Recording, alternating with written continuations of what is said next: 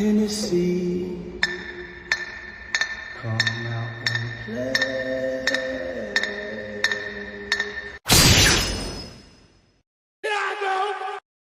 This is it, Jennifer.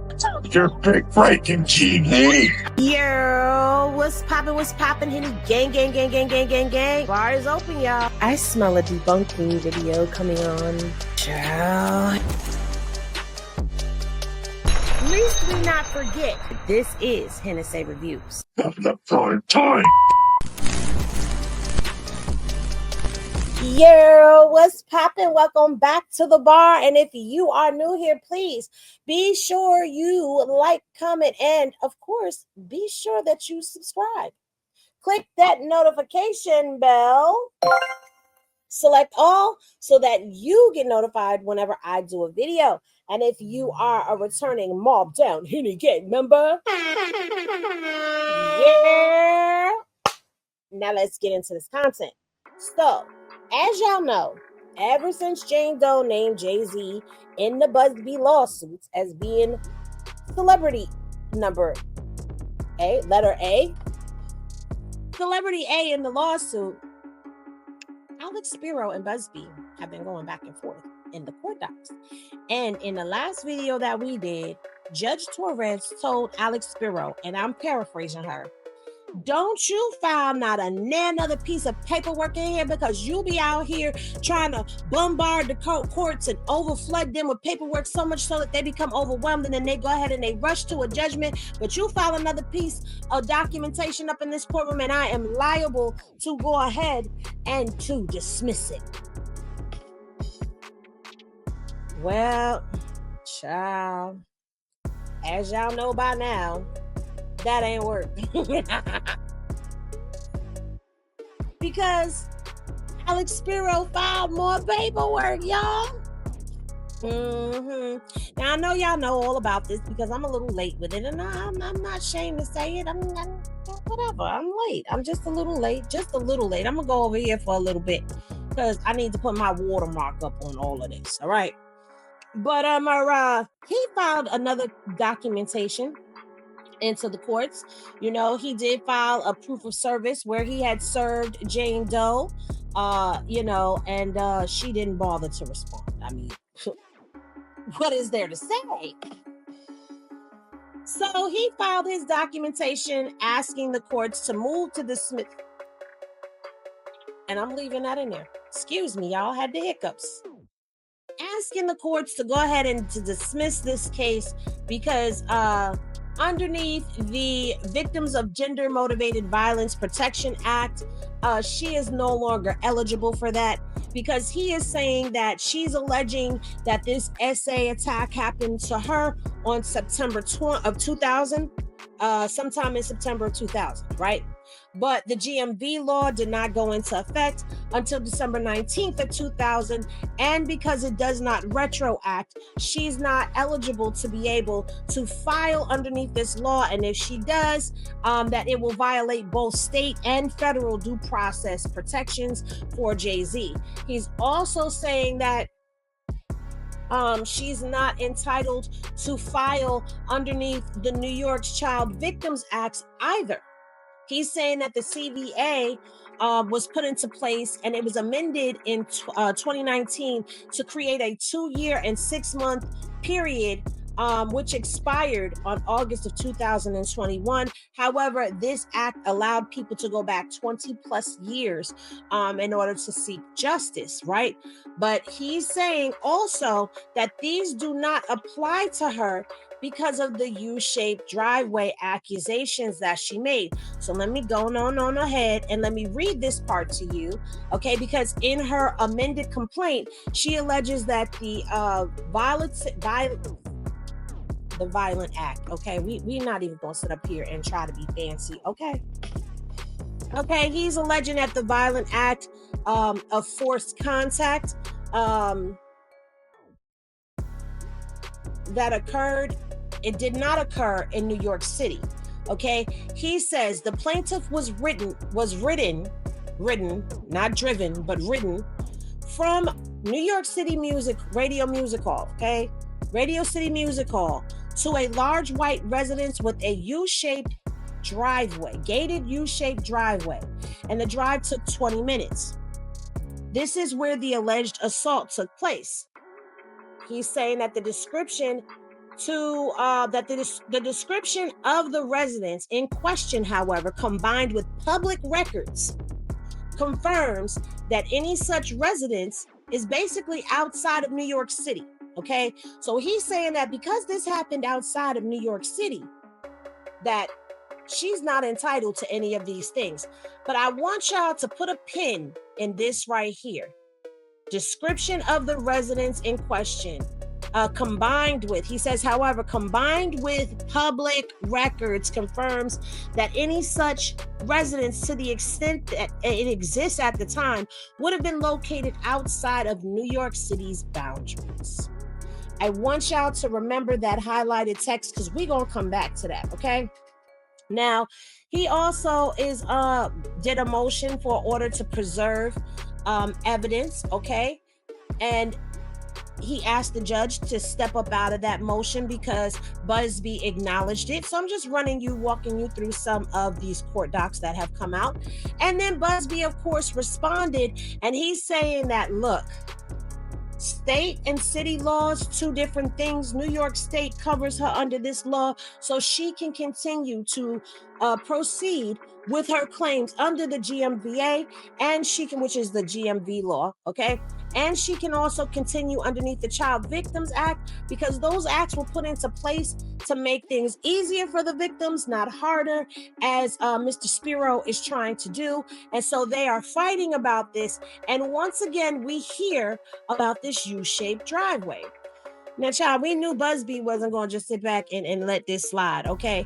And so with them filing for their dismissal, reasons for dismissal, and asking for time and leave to be able to do so, and Busby responding back, Judge Annalise Torres, even though she said she may dismiss, she didn't say that she would dismiss, but she said she may dismiss any motions that they put in. Obviously, she felt like, okay, I'm going to go ahead and I'm going to bite. And she went on ahead and she responded. And basically, she says that after reviewing their letter seeking leave to file a motion to dismiss the plaintiff's amended complaint and the letter of opposition that was filed by Busby, she's going to go ahead and grant them that time. She further goes on and says that, hold on one second, y'all. She further goes on and says that this is the timeline that we're going to go by, okay? The timeline goes as follows, all right? He is granted the time to take the leave to be able to file his motion of dismissal, but he has by February 6th of 2025 to file his motion in with the court. And then Busby has until February 28th of 2025 to file the opposition paperwork if there is any opposition, which we already know there's going to be one. And then Alex Spiro and Jay-Z, they have until March 14th to file their reply, if any. And I guess at that point in time, that's when a decision will be made how this case is going to be moving forward. So that is the latest with Busby, Jay-Z, Alex Spiro, and Jane Doe. Okay, that's the latest on that. But they keep bringing up this U-shaped driveway. And the thing that captured my attention the most when we speak about this U-shaped driveway was the highlighted portion of text within this motion right here, or this letter that was filed to the judge, where he's talking about the description of the residence and the public records confirm that this residence was not within New York City. Now, I'm going to say this, being from New York and living close to New York City, there are 5 boroughs that make up New York City as a whole. And it is possible to go from Radio City Music Hall, drive 20 minutes within those city limits and still be within the city. However, Diddy has owned properties outside of the city. So now I employed the Henny Legal. I deployed them, I should say. And I said, we got to find some information on this home. And lo and behold, this article right here from GQ showed up. Ain't nothing shine brighter than that bad boy. The inside story of hip-hop's most notorious label. And this was written back in 2014. And baby, when you go through, it starts telling a little bit of story. They got people like Jadakiss and Russell Simmons. They got quotes in here from Mary J. Blige. And the list goes on and on. Even Diddy himself made some statements in this article. I'll drop the link down there in the description box for you guys so that y'all can go and read this article for yourself. It's got his first, they said Combs' first love, Misa Hinton, fashion consultant, and his baby mama. Okay, let's not forget that she's also the baby mama. Okay, but when you get down here to Harv gave us the clue that we were looking for. He says, end quote, Scarsdale, New York, 6 Colbert Drive. That was our first office. It was where Puff was living at the time. We worked out of the basement. They worked out the basement of that house, y'all. So we got to dig in some more. And guess what we found? Child, we actually found the information on that home. So 6 Colbert Drive, Scarsdale, New York, okay? It's listed as a business, all right? But I want y'all to pay attention to the businesses that this place has been affiliated with. Possible business affiliations, Bad Boy Entertainment, right here. It won't highlight, there you go. Bad Boy Entertainment. So that backs up what Harv was saying. So, you know, we took it a step further, right? And we decided to do a street view because there is such a thing as the internet to where we can go and we could drop in on the street and see exactly what this property looks like. Now, you see there's a bunch of trees and you can't really see back there, right? But hold on, because we finna go see back there. So there's the house, y'all. Now we go this way. And we kind of can see, you know, if we turn around, there's the street, okay? Let's go back over here. This is the property. Now, if this go to the neighbors, I don't know, but there's a road back here that go next to it. But anyway, we paying attention to this right here. Y'all see this driveway? Don't it look like a U shape? Let's turn around and look. Look. There's the opening right here. And then there's the opening over here for the driveway. Let's look at that one more again. There's the driveway. Ain't that a U-shaped driveway, y'all? That's a U-shaped driveway.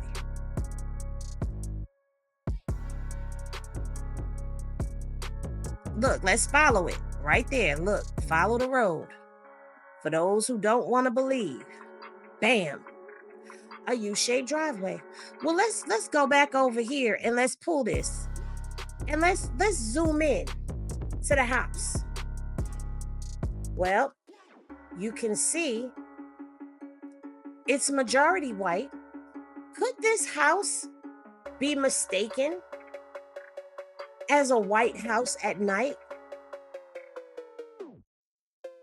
I think so, because over here it looks white. I mean, these look yellow, but we don't know what they looked like 20 years ago. And what I don't see is the gates around the U-shaped driveway.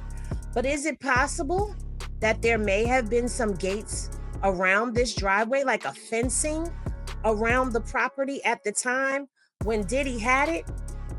But this is the U-shaped driveway. And this is 6 Colbert. This is the house that Harv, hold on, let's go back to it, that Harv said they had where they worked out of the basement. It is also the place where we see it is affiliated with Bad Boy. So I went a little further. And I said, let's see how far it took them to go from Radio City Music Hall. Hold on, y'all. Is this it right here? Now, at this time, when I took this picture, it said 47 minutes. By car, 47 minutes to 6 Colbert Drive, which, let me remind you, is the place that Harv said that they were working out of. 6 Colbert Drive, 47 minutes from the city. But how does Alex Spiro know that this place exists? Because see, I'm saying to myself now, everybody been talking about this U-shaped driveway, and people seem to be forgetting that detail. And I done heard people get all of the details confused and misconstrued. The girl says she was picked up by a limousine driver. I don't know that that is true or not, but she damn sure said that she was taken to a white house with a U-shaped driveway, and the drive was 20 minutes. And if you live in New York, or you've ever been from New York, whether you lived in Westchester County or the city, you know to go from Manhattan to the city, if it's 47 minutes at that time of day, right? You could make that drive in about 30 in those wee hours of the morning when nobody's on the road, and you could basically just gun it there. But also back then, we didn't rely on cell phones as much as we rely on cell phones today. So now the question remains, could this be the residence that she was talking about? I'm gonna put the house back up on the screen for y'all. Okay? Put this house back up on the screen while we talking. What we talking? Okay. Let's get back to where we were so we don't lose our place. Because I want y'all to see this house and this U-shaped driveway as we talking. Okay?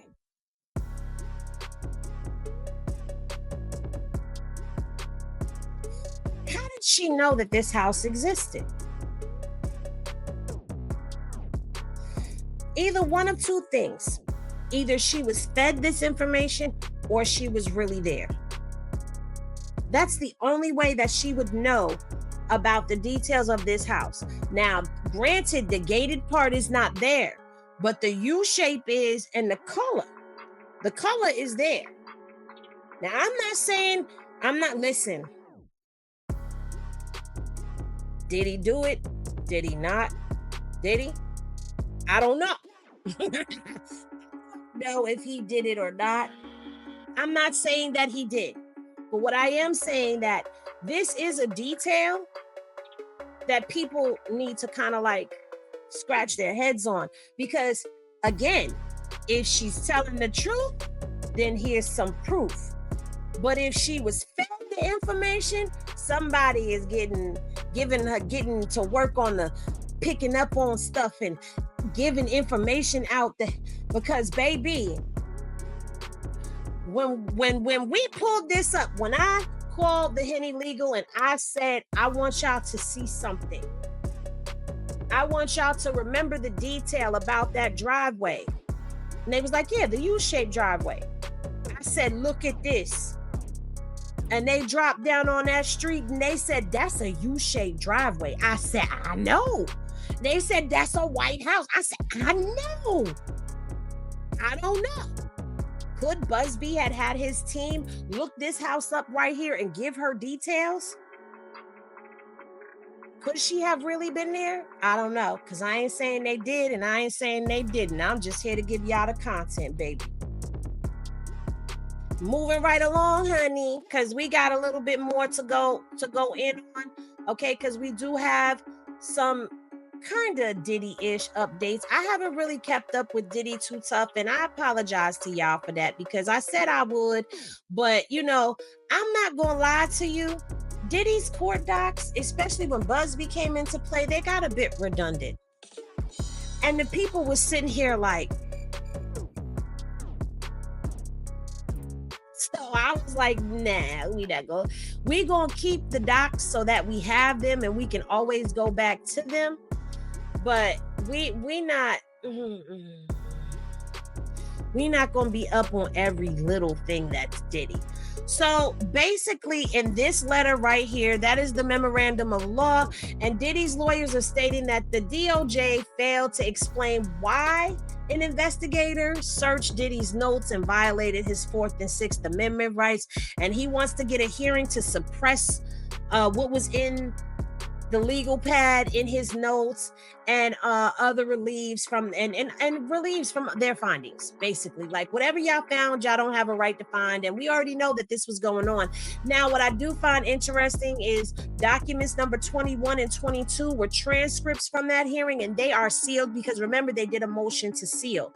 All right, so we gonna move right on along to this one right here. Hold on.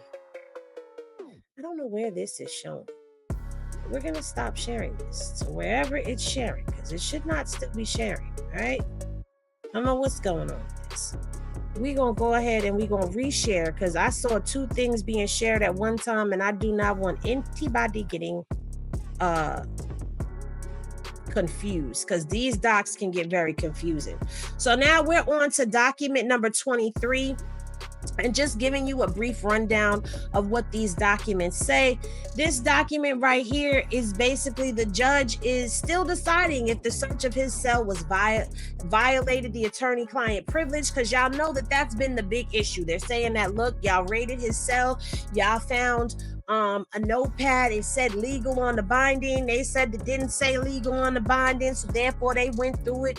But the judge is still trying to decide if it violated his attorney privilege, and he wants more information from the prosecution and the investigators describing their roles and communications before January 17th. So he wants to know what they were talking about. How did they come up with this? He wants to know how they stumbled upon. He wants all the details, all the deets of that day.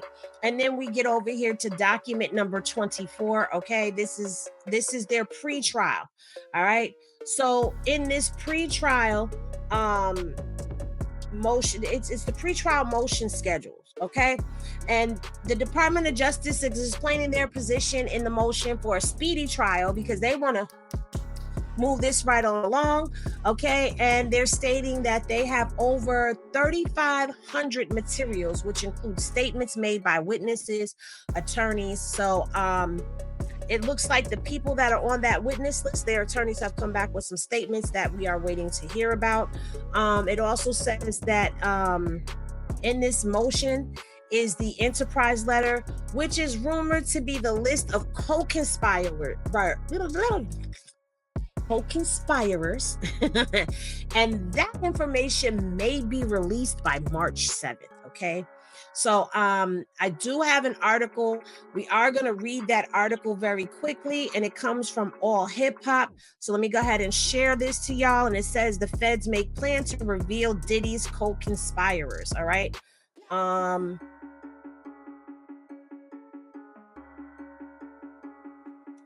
It says former prosecutors are planning to reveal co-conspirators in Sean Diddy Combs' racketeering case this March. Federal prosecutors are preparing to name alleged co-conspirators in a sweeping racketeering case involving Sean Diddy Combs, related to charges that link to the disgraced hip-hop mogul to an alleged criminal enterprise.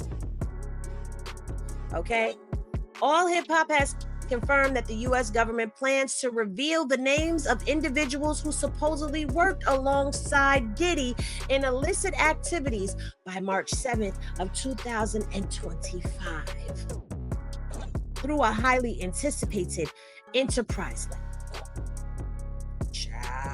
The enterprise letter will lay out the specifics of the alleged criminal acts, including dates, locations, and participants.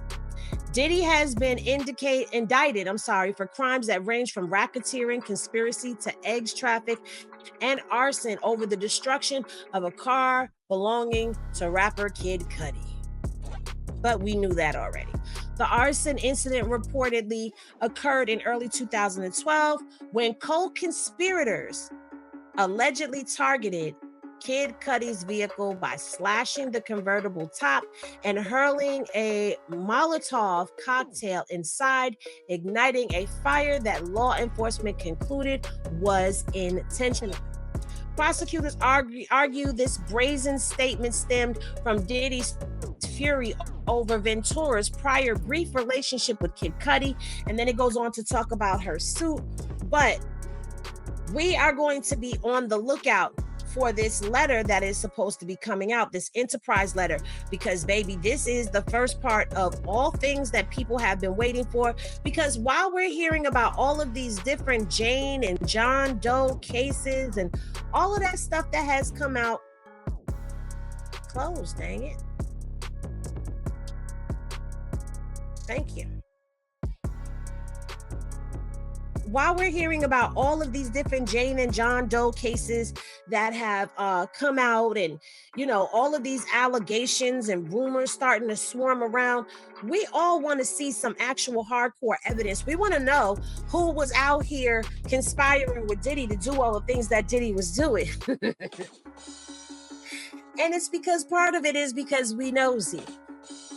The other part is, if you like me, you feel like I have a right to know what my money was going to, okay?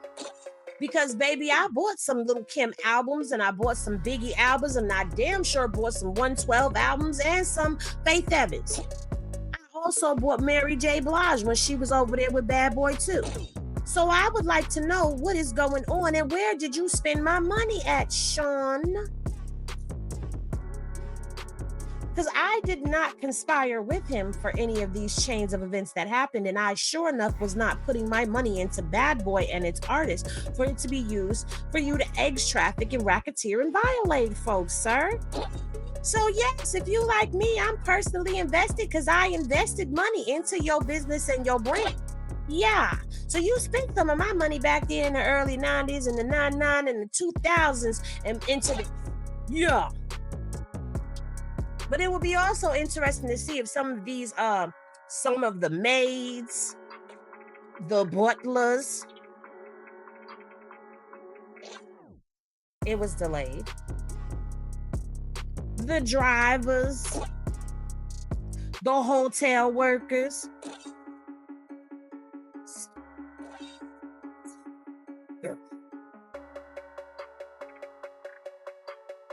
I'm gonna just say it. Security. I wonder if they're gonna call Gene Deal to the stand.